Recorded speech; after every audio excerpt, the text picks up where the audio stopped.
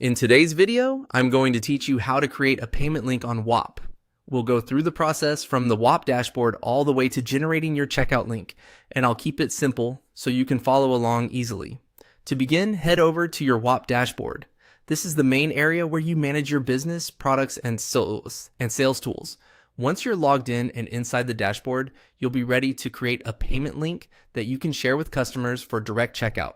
From the dashboard, look for the section labeled Checkout Links and click on it. This area is specifically designed for creating links that customers can use to purchase an offer without needing to browse through your full storefront.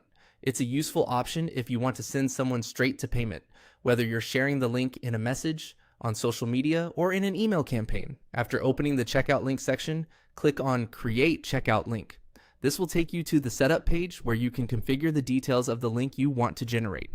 At this stage, Whop will ask you for the information needed to make the checkout link functional and clear for your customers. Now, fill out all the required information. Take your time here and make sure everything is accurate. Depending on what Whop asks for, this may include selecting the product or offer, setting pricing details, and choosing any other options related to the checkout experience. The goal is to make sure the link reflects exactly what you want customers to purchase. A good tip is to quickly review each field before moving on, since small mistakes in pricing or product selection can cause confusion later. Once all the necessary information has been entered, go ahead and click Create Checkout Link. Whop will then generate the payment link for you. After that, you can copy the link and use it wherever you plan to promote or send it. And that's it. You've successfully created a payment link on Whop.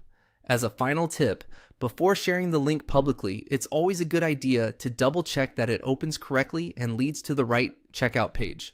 That quick review can help you avoid customer issues and make sure the buying process is smooth from the start. Thanks for watching, and I'll see you in the next video.